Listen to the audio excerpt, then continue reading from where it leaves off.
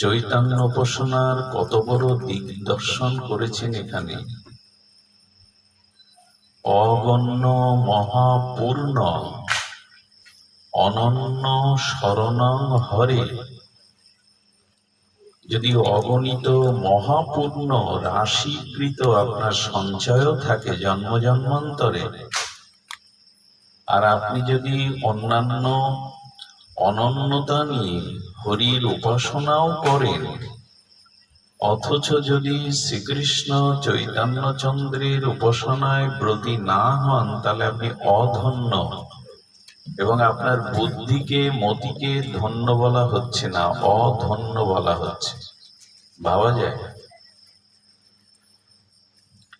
এই জন্য এই বিশেষ কলিতে শ্রীকৃষ্ণ চৈতন্য নিত্যানন্দের চরণাশ্রয় পূর্বক যুগল ভজন করাটাই হলো আমাদের বুদ্ধিকে, আমাদের মেধাকে বহুমানন করা হয়েছে, প্রশংসিত করা হয়েছে।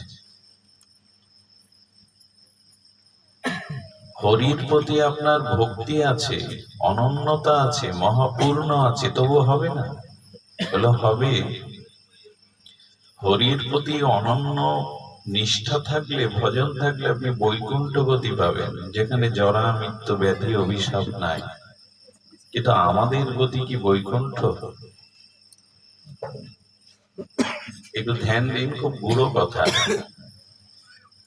আমরা পূর্ণ বা মহাপূর্ণ সঞ্চয় করলে তার দ্বারা স্বর্গ পাব। স্বর্গের পুণ্য ক্ষয়ে ধনীর ঘরে যোগীর ঘরে জন্মাবো, অনেক সুখ সুবিধা ধন দৌলত সম্মান পাবো। কিন্তু আমাদের লক্ষ্য তো স্বর্গ না, ধনীর ঘরে জন্মানো না, যোগীর ঘরে জন্মানো না।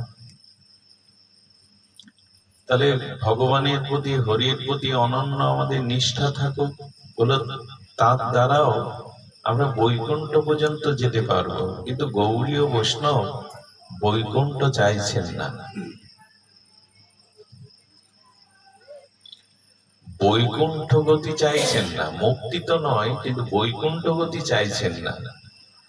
তো বৈকুণ্ঠেও যারা অনন্য হরিনিষ্ঠার দ্বারা, অনন্য শরণাগতির দ্বারা যারা বৈকুণ্ঠেও যায়, তারা ধন্য হতে পারলো না। বললো না, কারণ শ্রীকৃষ্ণ চৈতন্য শ্রী নিত্যানন্দের চরণে শরণ না নিলে, ভজন না করলে আমরা ব্রজে যেতে পারবো না, যুগল উপাসনা পাবো না, আমরা রাধা দাস্য পাবো না। এই জন্য বলছেন, অনন্য ভক্তি থাকলেও, মহাপুণ্য থাকলেও তার বুদ্ধি বা মতি ধন্য না, যিনি শ্রীকৃষ্ণ চৈতন্যের উপাসনা না করলেন। কম কথা। পূর্বে জৈসে জরাসন্ধ আদি রাজাগণ। জরাসন্ধ আদি শব্দে কংসাদি, শিশুপালাদি রাজেন্দ্র বর্গকে বোঝানো হচ্ছে। আদি মানে বহু, রাজেন্দ্র বর্গকে বোঝাচ্ছে। পূর্বে জৈসে জরাসন্ধ আদি রাজাগণ বেদ ধর্ম করি করে বিষ্ণুর পূজন। খুব ধ্যান দিয়ে শুনুন। জরাসন্ধ মগধ নরেশ, এখন যেটা আমরা বিহার রাজ্য বলি, এই মগধ বিহারের উনি নরেশ, নৃপতি রাজা। তো পূর্ব জৈসে জরাসন্ধ আদি রাজাগণ বেদ ধর্ম করি করে বিষ্ণুর পূজন। কি করেন উনি? বেদ ধর্ম পালন করেন, যাগ যজ্ঞ হোম তপস্যাদি করেন, বিষ্ণুর পূজা করেন, অতিথি বৎসল, ব্রাহ্মণ অতিথিকে সেবা না করিয়ে জরাসন্ধ সেবাও নেন না। একে কি বলবেন? কিন্তু চৈতন্য চরিতামৃতকার বলছেন, কৃষ্ণ না মানিল তাহে দৈত্য করি মানি। যিনি বিষ্ণুর পূজা করেন, যিনি ব্রাহ্মণ সেবা না করে জল গ্রহণ করেন না, যিনি বেদ ধর্ম পালন করেন, তাকে দৈত্য বলা যাবে? কিন্তু চৈতন্য চরিতামৃতকার বলছেন, কৃষ্ণ না মানিল তাহে দৈত্য করি মানি। শ্রীকৃষ্ণকে ভগবান রূপে মানল না, এই জন্য তাকে দৈত্য বলা হলো তাদের। চৈতন্য না মানিলে তারে দৈত্য করি জানি। যে শ্রীকৃষ্ণ চৈতন্য নিত্যানন্দের প্রেম ও অনুরাগ করুণা মানল না, সেও এ জগতের দৈত্য।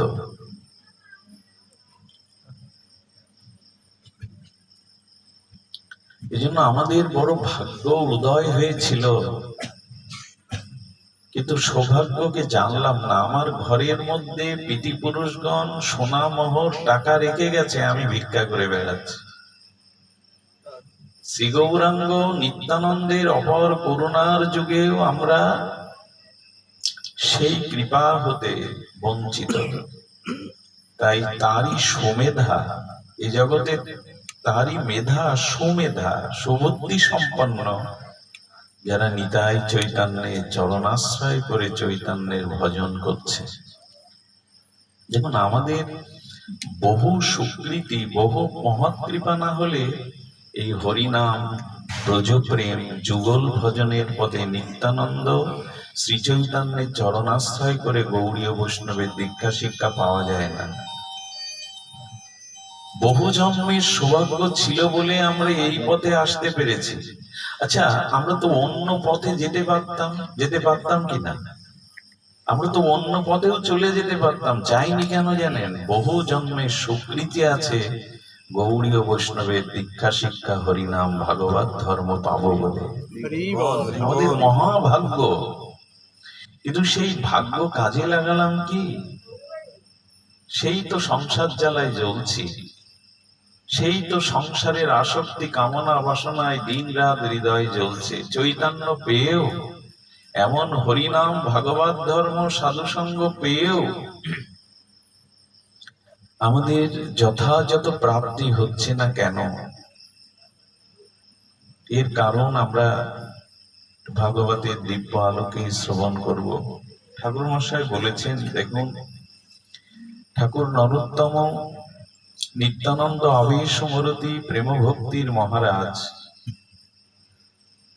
তিনি নিখিল গৌড়ীয় শাস্ত্রের, গোস্বামী গ্রন্থের নির্যাস নিগূঢ় তত্ত্ব তার শ্রী শ্রী প্রেম ভক্তি চন্দ্রিকা নামক এই অমর গ্রন্থে লিপিবদ্ধ করে গেছেন। এগুলি অক্ষর নয়, এক একটি মহামন্ত্র।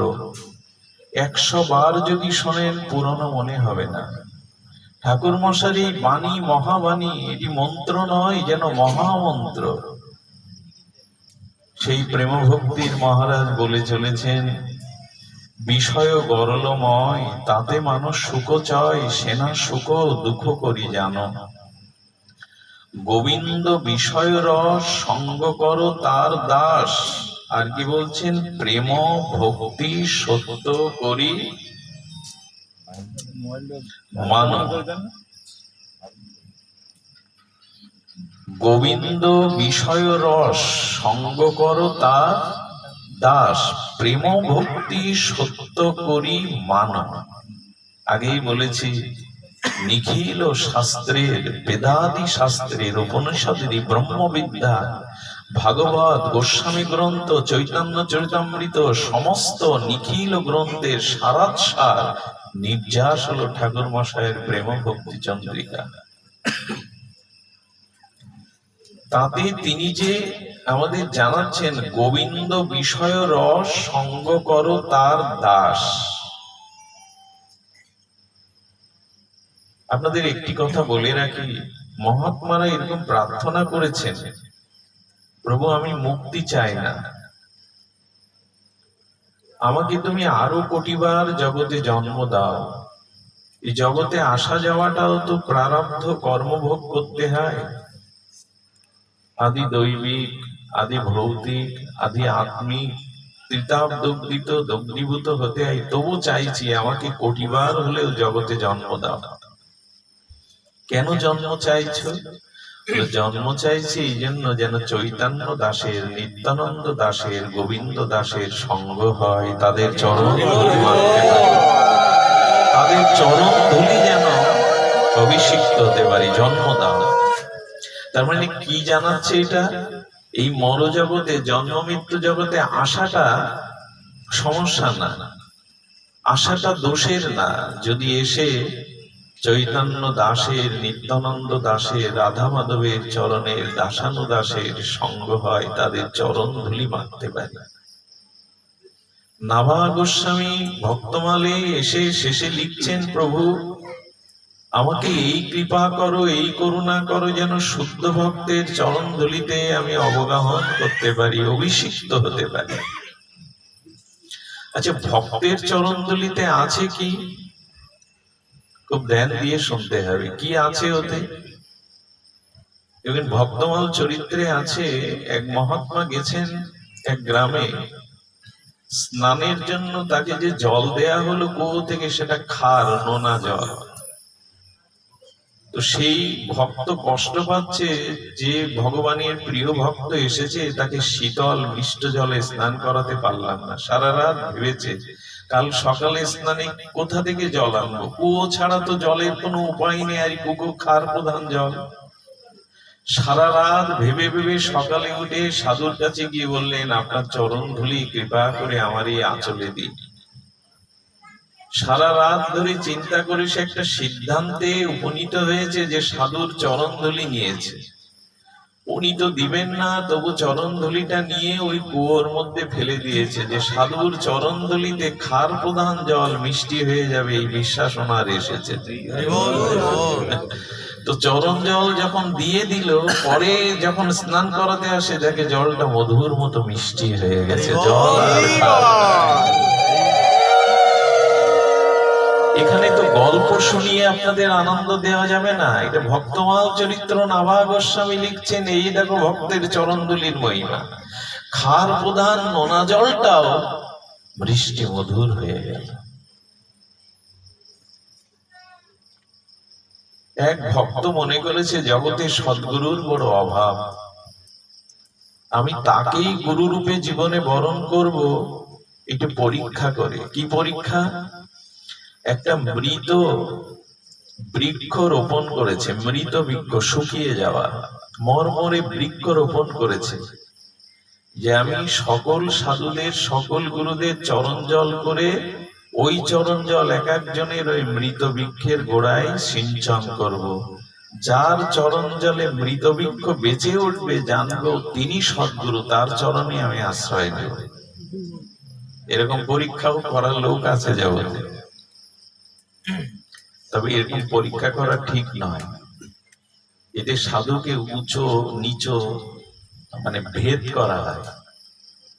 উনি সকল সাধু আছেন, গোপনে তাদের চরণ জল করে জলটা ঢেলে দেন, কিন্তু দেখছে যে মৃত বৃক্ষ আর সবুজ হয় না, পল্লবিত হয় না।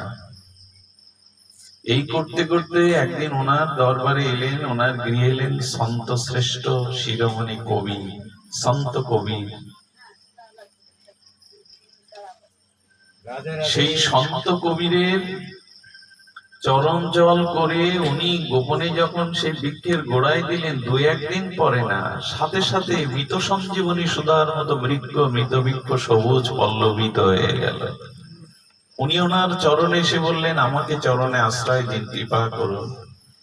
আমি জানতে পেরেছি আপনার চরণ জল মৃত বৃক্ষ পল্লবিত হয়, হয়েও ছিল। এজন্য যতদিন শ্রী ভগবানের কোন প্রিয় ভক্তের চরণের ধুলিতে আপনি অভিষিক্ত না হতে পারবেন, স্নান না করতে পারবেন, কিছু হওয়ার নয়। সঙ্গ করো তার দাস। ভক্তের চরণ ধুলি নিলে কি হয় শোনো। আমাদের হৃদয়ে না অনেক অসন্তোষ আছে, অনেক কিছু না পাওয়ার বেদনা আছে, যন্ত্রণা আছে। আর এই হৃদয়ে যতদিন যন্ত্রণা থাকে, অস্থিরতা থাকে, ততদিন পাপ হতে থাকে, অন্যায় কর্ম হতে থাকে। অস্থিরতার দ্বারা, অশান্তির দ্বারা পাপ কর্ম, দুর্বল কর্ম, অশাস্ত্রীয় কর্মগুলো হয়। তাহলে আগে হৃদয়টাকে শীতল করতে হবে, শান্ত করতে হবে, তবে আপনার দ্বারা পবিত্র কর্ম, ভজন কর্ম হবে। মনে খুব বেশি সাংসারিক অশান্তি থাকলে নাম জপে মন বসে না, সাধু সঙ্গে মন যায় না। আগে মনটাকে তো শান্ত করা দরকার বিষয় বাসনা থেকে। সেই মন শান্ত হয় ভক্তের চরণ ধুলি মাগলে, তবে হৃদয়ে শান্তি আসে, হৃদয় শীতল হয়। তখনই সেই হৃদয়ে ভজনটা পরিপুষ্টি হয়। এই যে দেখুন না, এখানে আপনারা এসেছেন, এখন সংসার জ্বালা আপনাদের হৃদয়কে দগ্ধীভূত করছে না। এখন মাথায় আপনাদের সাংসারিক চিন্তাটা স্থান পাবে না, হৃদয়ে কোনো অশুভ চিন্তা আসবে না। ওইটা বন্ধ করে দিন, ওটা বারবার সমস্যা হচ্ছে, বন্ধ করে দিন, কারো কাছে দিন, বন্ধ করে দিন। তো কি হচ্ছে দেখুন, ওনার মোবাইল বাজেতে একটা সুন্দর কথা মনে আসে। উনি তো ভক্ত মানুষ, ভক্তের দ্বারা যা হয়। পরীক্ষিত মহারাজ স্বর্গের অমৃত ছেড়ে দিয়েছিলেন হরি কথামৃতের জন্য। আর আমরা যদি মোবাইল না ছাড়তে পারি, উনি স্বর্গের অমৃত ত্যাগ করলেন ভাগবত অমৃত শোনার জন্য। আমরা যদি মোবাইল না ত্যাগ করতে পারি, আমরা কি পাবো বলুন?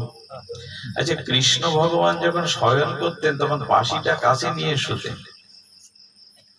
শ্রীকৃষ্ণ শয়নেও বাঁশি ছাড়তেন না। আমরাও শয়ন করি কাছে একটা জিনিস নিয়ে, মোবাইল নিয়েই শয়ন করি, মাথার কাছে, এর কাছে, তার কাছে। এগুলো বিজ্ঞানীরা বলছেন, চিকিৎসা বিজ্ঞানীরা, মারাত্মক ক্ষতি হয় মাথার কাছে, পকেটে এগুলো রেখে দিলে। কৃষ্ণ বাঁশি রাখতেন, আমরাও বাঁশি একটা পেয়ে গেছি, একে ছাড়া যাবে না। এই জন্য অমৃত ছেড়ে দিলেন। আপনাকে বলছি না, কিন্তু আপনার দ্বারা কথাটা আসলো। মোবাইল ছাড়তে হবে অনুষ্ঠানে। একটা শব্দ আপনাকে টেনে, ওই যে উনি শুনছিলেন না, কে কল করে, যেহেতু প্রয়োজনীয় কোনো কাজ আছে, ওই দিকে মন চলে যাবে। যেই ওই বাজনা বাজবে, মন টেনে নিয়ে যাবে। এই জন্য ভগবান চরণে আমরা যখন আসি, যেন অন্য প্রয়োজন, অন্য কাজ না নিয়ে আসি। ভক্তের চরণ ধুলিতে অভিষিক্ত হলে হৃদয় শীতল হয়, ত্রিতাপ-দগ্ধিত তাপ প্রশমিত হয়, আর সেই হৃদয়ে তখন ভজনে অনুরাগ জন্মায়। অশান্ত ব্যক্তি আর একজন অশান্ত ব্যক্তিকে শান্ত করতে পারে না। আগে নিজে শান্ত হও, তবে অন্যকে শান্তি দিতে তুমি সক্ষম। তেমন এই হৃদয়ের জ্বালা কোনো জন্মে জোড়াবে না যদি ভক্তের চরণ ধুলি। বারবার কেন বলছি জানেন? এটাই পথ, এটা ছাড়া দ্বিতীয় পথ খোলা নেই। আচ্ছা, দৃষ্টান্ত নিন।